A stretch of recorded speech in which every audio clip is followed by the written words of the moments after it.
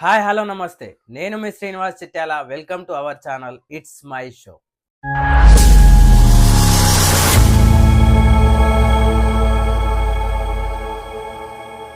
మనకు చెప్పిన శివాజీ మహారాజు కథ వేరు, నిజమైన చరిత్ర వేరు. వాస్తవానికి కొన్ని నిజాలు దాచేశారు, మరికొన్ని నిజాలు భయంతో రాయలేదు. ఈరోజు ఆ దాచిన నిజాల్ని మీ ముందుకు తీసుకొస్తున్నాను. మన చరిత్రను ఎవ్వరు సవాలు చేసినా మనం సునాయాసంగా సమాధానం చెప్పే విధంగా తయారవుదాం. కాబట్టి వీడియో పూర్తిగా చూడండి. 17వ శతాబ్దం భారతదేశం దక్కన్ ప్రాంతం మొత్తం మొఘల్ సామ్రాజ్యం, ఆదిల్ షాహీ, కుతుబ్ షాహీల మధ్య రాజకీయ పోరుతో ఉంది. ఈ శక్తుల మధ్య పూణే సమీపంలో ఒక చిన్న జాగీరు పుట్టాడు. అదే శివాజీ భోస్లే రాజ్యం. జాగీరు అంటే ఏమిటి? ఎవరు? జాగీరు అంటే పదవి. దానిని పొందిన వ్యక్తిని జాగీర్దార్ అంటారు.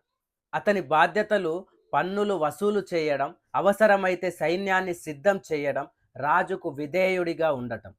ముఖ్యంగా గుర్తుంచుకోవాల్సిన విషయం ఏంటి అని అంటే, జాగీరు అంటే సొంత రాజ్యం ఉండదు, పూర్తి స్వాతంత్ర అధికారము ఉండదు. రాజు తీసుకున్న నిర్ణయానికి జాగీరు విధేయుడై ఉండాలి. శివాజీ ప్రారంభంలో బీజాపూర్ ఆదిల్ షాహీ పాలనలో ఒక జాగీర్దార్ కుమారుడిగా ఉన్నారు. కానీ తర్వాత ఆ జాగీరు స్థితిని దాటి స్వతంత్ర రాజ్య స్థాపన చేశాడు. చరిత్ర పుస్తకాలలో శివాజీ ఒక చిన్న ప్రాంత రాజు అంటారు. కానీ నిజమేంటో తెలుసా? కేవలం శివాజీ మహారాజును అణిచేందుకు ఔరంగజేబు తన విశ్వసనీయ సేనాధిపతులను, అపార ఖజానాను మరియు లక్షల సంఖ్యలో సైన్యాన్ని దక్కన్ ప్రాంతానికి పంపాల్సి వచ్చింది. దక్కన్లో ఒకే ఒక్క శివాజీ అనే భయం. ఆ భయాన్ని అణిచేందుకు మొఘల్ సామ్రాజ్యం తన ఖజానాను ఖాళీ చేసింది, సైన్యాన్ని అలసిపోయేలా చేసింది మరియు ఔరంగజేబును 25 సంవత్సరాలు దక్షిణంలోనే బంధించింది. మనకిక్కడ ఒక డౌట్ వస్తుంది. చిన్న రాజుకి అంతగా భయపడడం ఎందుకు? శివాజీ మహారాజు పెద్ద పెద్ద యుద్ధాలు చెయ్యలేదు అనే ఒక అపోహ ఉండొచ్చు మనకి. కానీ పెద్ద పెద్ద సామ్రాజ్యాలను కూకటి వేళ్లతో సైతం కూల్చాడు. గెరిల్లా వ్యూహం, అత్యంత వేగమైన దాడులు, ముందస్తు ప్రణాళిక, ఖచ్చితమైన టైమింగ్, ఇవి పుస్తకాల్లో కొన్ని లైన్లలో మాత్రమే కనిపిస్తాయి. కానీ దక్కన్ యుద్ధాల్లో శివాజీ మహారాజు వీటిని వ్యవస్థబద్ధమైన యుద్ధ విధానంగా మార్చాడు. ఆ యుద్ధ విధానాలను బ్రిటిషన్లు, రష్యన్లు శివాజీ మహారాజు నుంచి నేరుగా నేర్చుకున్నారు అని చరిత్ర పుస్తకాల్లో స్పష్టంగా చెప్పవు. కానీ శివాజీ వినియోగించిన గెరిల్లా పద్ధతులు తరువాత కాలంలో బ్రిటిషన్లకు, రష్యన్లకు, ఇతర సైన్యాలకు మహాయుద్ధ సూత్రాలుగా మారాయి అనేది చరిత్రలో అంగీకరించబడిన సత్యము, నిజం. పుస్తకాల్లో చిన్న చిన్న పదాలు కావచ్చు పుస్తకాల్లో చిన్న చిన్న పదాలు కావచ్చు కానీ శివాజీ యుద్ధ భూమిలో ఇవే ఆధునిక ఆయుధాల మూల సూత్రాలయ్యాయి. శివాజీ యుద్ధం నేర్పలేదు, యుద్ధం ఎలా చెయ్యాలో ఆలోచించడం నేర్పాడు. చాలామంది అంటారు శివాజీ మహారాజ్ అఫ్జల్ ఖాన్ని మోసం చేశాడు అని. కానీ నిజమేంటంటే అఫ్జల్ ఖాన్ శివాజీతో సమావేశానికి ముందు శివాజీని హత్య చేయాలని ఉద్దేశంతో వచ్చాడు. అతని వద్ద దాచిన కత్తి ఉంది. ఆ భేటీ స్నేహం కోసం కాదు, వంచన కోసం.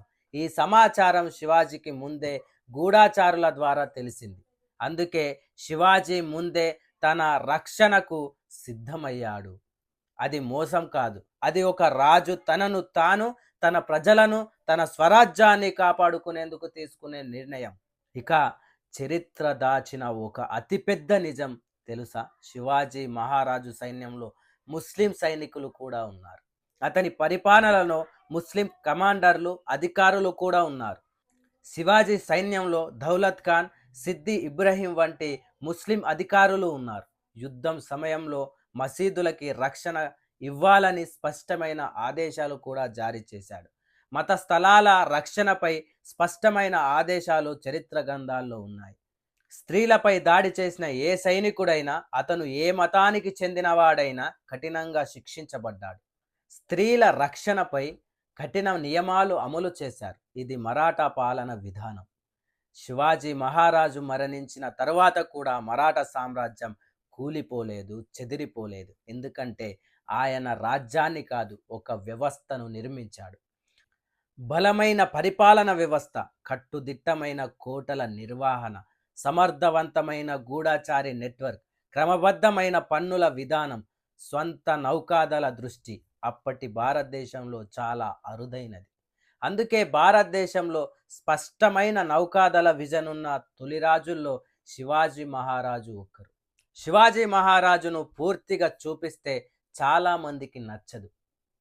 ఎందుకంటే ఆయన ఎవ్వరికి బానిసగా ఉండలేదు, బయట పాలనకి తలవంచలేదు, తప్పు అనిపించిన చోట సూటిగా ఇది తప్పు అని అనేవాడు.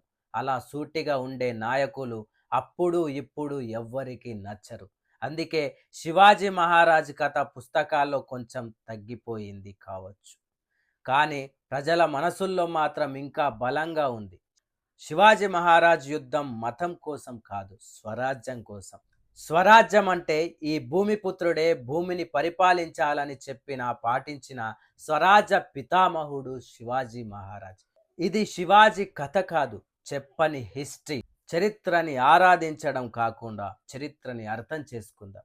మన చరిత్రపై ఎవ్వరు సవాలు చేసినా కనీసం జవాబు చెప్పే జ్ఞానాన్ని సంపాదిద్దాం. ఇంకా ఇలాంటి నిజాల కోసం మన ఛానల్ని సబ్స్క్రైబ్ చేసుకోవడం మర్చిపోకండి. వీడియోని లైక్ చేయండి. తెలియని వారి కోసం ఈ వీడియో షేర్ చేయండి. ఇక మరో నిజంతో మళ్ళీ కలుద్దాం. Thank you. ధన్యవాదాలు.